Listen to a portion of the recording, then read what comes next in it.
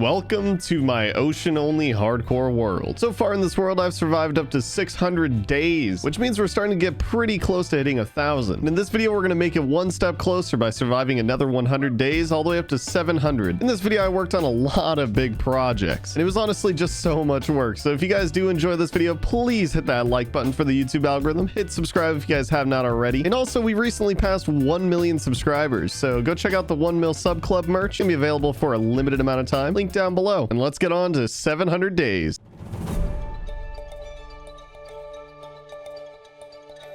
Day 601. Naturally, the first thing I was gonna do on this world after taking a short break was to say hello to everybody. Looks like the potato boys are just as lazy as ever, leaving potatoes literally all over the ground. You stupid. But afterwards, I went to go see how the chickens are doing, and they're just living it up like always. Jeez, there's a lot of eggs around here though. And of course, I decided to fly all the way out to Mount Chickpea just to say hi to the best chicken in Minecraft. Then I remembered the banished cartographer was here. Oh yeah, and he wanted to say something to you guys. He said you guys should Paul has trapped me on this island for weeks.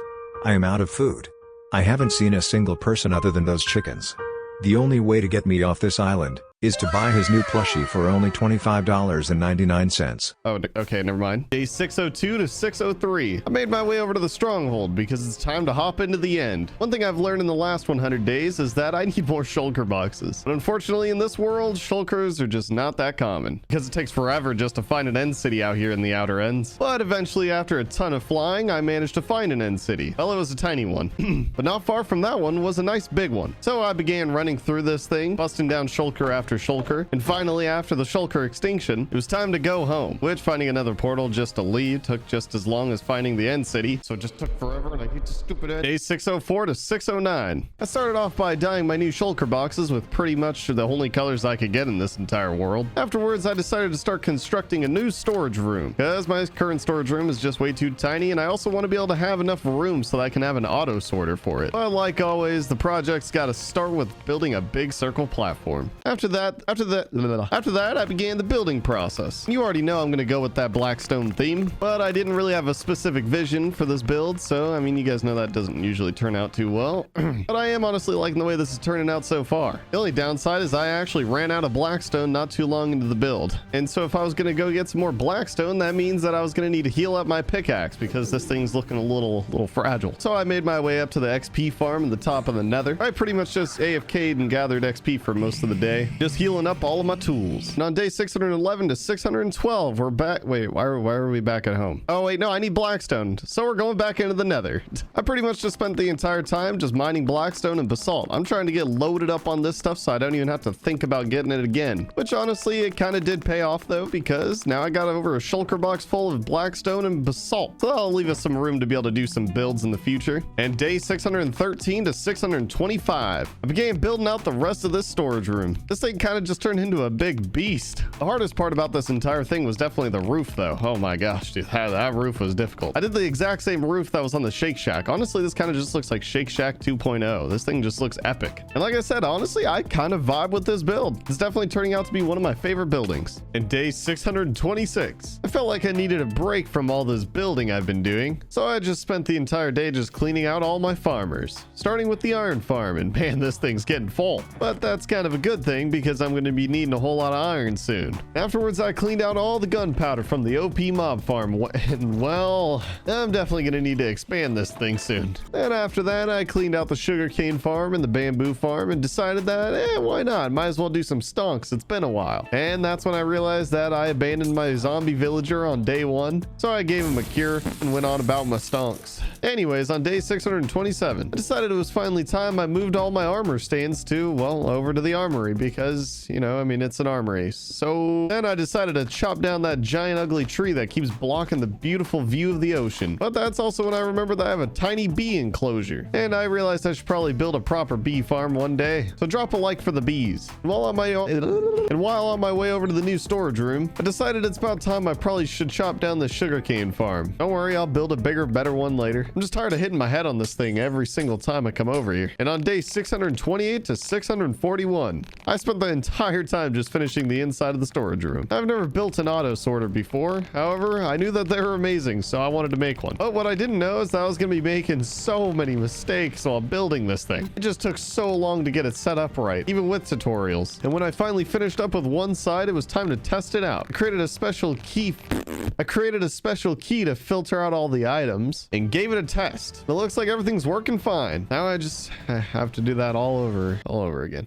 But I pretty much just wasted a ton of time trying to figure out how to make it look fancy with a dropper or a dispenser, trying to go into a waterfall, and then it just got too complicated. But finally, while I was finishing up with the other side of the storage room, a wandering trader spawned. And he isn't really selling anything good, but he does have some llamas, which means we have a new captain of the Brown Pearl. I found out that if you tame them, they actually shouldn't despawn. So I lassoed one and pulled him all the way over to the Brown Pearl, where he's going to spend the rest of his days. And finally, on day 642, it was time to test out this auto sorter. I loaded up a shulker box full of tons of stuff, just tons of random stuff, not even in any order or anything. I tossed it onto the special hopper and began sorting. That is until I realized I made a mistake and I put iron blocks in there, which isn't a part of the sorter, and so I had to take them out, and now everything's working fine though. This thing was definitely worth all the blood, sweat, and tears that went into it. Day 642. Wait, no, that was the same day. Hold on, wait. And on day 643, I spent the whole day just growing and chopping down trees because I was going to need a ton of wood to make chests and hoppers for the next big project. Running out of air, which is actually going to be in the Nether. And so I climbed all the way up to the zombie piglin farmer so I could finally set up an auto sorter for this thing. Hey, did you guys know that I learned how to make auto sorters? I've also had tons of people just commenting on this series for a while now, saying that I need to set up an auto sorter for this thing so I can help out with all this lag with the items. It's too much. So I'm finally doing it. But while setting this thing up, I had some complications. I built the entire thing and I used glass as my building block because, well, I mean, it looks cool in the Nether. But then for some reason, it just wasn't functioning. I was pretty committed to wanting to use glass, so I wasted tons of time just trying to troubleshoot it and figure out what's going on. But eventually I came to terms with the fact that it just must be the glass. And so after reconstructing the entire thing, it was fully functional. So I guess glass just isn't like a conductive block or something. I don't know how it works. And what better way to test it out than AFKing in this farm for the entire day? And well, I mean, it turned out perfectly. I got a ton of XP, healed all my tools, and all my items are getting sorted. So can I get some big W's in the comments? And on day 649 to 650, I started off the day by trying to figure out how one of the llamas got into the Potato Boys farm. Like how it's too tall to even fit through the makeshift doorway, let alone actually getting through. I don't know how this happened. I just hope he's a fan of potatoes. And then I made my way into the Nether so that I can fly over the roof all the way to the giant sand island so I can be able to shovel tons of sand for some TNT. And one day this island's gonna be empty and life's gonna suck when I need to figure out another sandy situation. Day 651, I started off the day by crafting up all that TNT. Which is definitely the most TNT I've made yet. So I'm sure I'm gonna get a lot of netherite this time when I go mining. But then I went to go grab one of my shulkers from the auto sorter and, well, it got sucked into the hopper. And then I don't know where it went after that. It kind of disappeared. It's normally just supposed to go all the way to the trash can, which is the chest at the end, but I mean, it didn't. So now I lost a shulker box. Day 652 to 665. Time to hop in the Nether and go TNT mining. I'm gonna try to get as many ancient Debras as I can so then we can be able to finally make that netherite beacon. I was feeling pretty good going into this mining session with all the TNT I had. So I mined a really giant snaky line that just serpentined back and forth and began placing TNT all the way through the tunnel. Then there was an accident and then some TNT started blowing up and I started getting worried. I was like, oh my gosh, am I gonna die in here? Luckily the TNT stopped, but there was a giant ocean of lava pouring in from the ceiling, and honestly I probably should have just taken that as a forewarning. But afterwards, I finished placing all that TNT and it was time to light it up. Every single TNT I got just started exploding. And then a giant lava ocean just started pouring in from the ceiling. So some deep lava lake is sitting above where I mined. And this is just way too much lava to try to just get rid of it. Who knows how much ancient debris is just hiding in this place. I tried to get as much as I could that was on the outsides, but it was just so much work trying to navigate through all this lava. Day 666. Funny number. Back at home, and I'm smelting down what little ancient debris I have. Unfortunately, with all the netherite I already had left over, I only managed to make one netherite block. I wanted to try to finish out this netherite beacon by 1,000 days, but honestly, this is just a big L. It's gonna set me back a lot of time. Afterwards, I made a new shovel. I don't gotta deal with silk touch anymore on my shovel. I was getting kind of tired of it. And then I went to go enchant my new shovel, and then I got silk touch again. So I grindstone it off and enchanted it again, and this time I got some good ones. Day 667 to 677. Finally time to build that new sugarcane farm. I decided I was going to split up my base, and the right side of my base is going to be all my auto farmers, and then on the left side is where I'm going to live and use storage and do all my normal other things in Minecraft. And this time I made sure the sugarcane farm was going to be much bigger than it previously was, so I could be able to try to get as much stonks as possible. And honestly, I was just getting excited thinking about the stonks. I'm definitely going to start building out the trader tower a lot more, so then I'd be able to do more paper trades like this. And then bam, on day 677, we got a brand new sugarcane farm. Now, theoretically, this thing is 3 times the size, so I expect about 3 times the output, which is going to be about 3 times more stonks, which means I'm going to be more dummy rich. Day 678, I decided to AFK at the zombie piglin farm because, well, I'm still sad about all that lava when I went TNT mining. Honestly, my ego is a little bruised.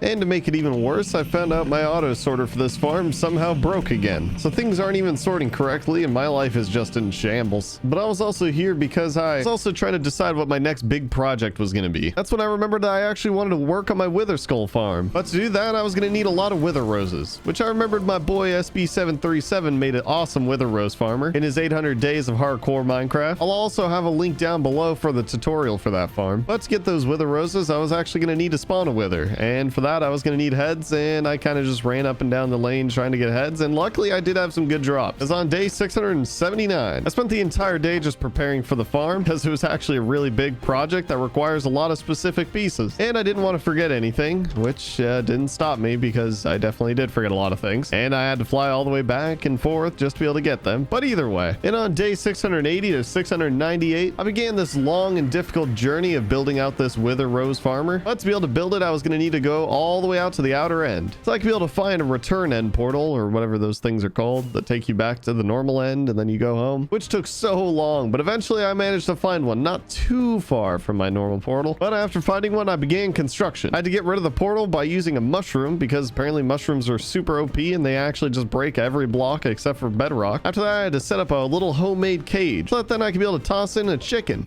Or maybe a few.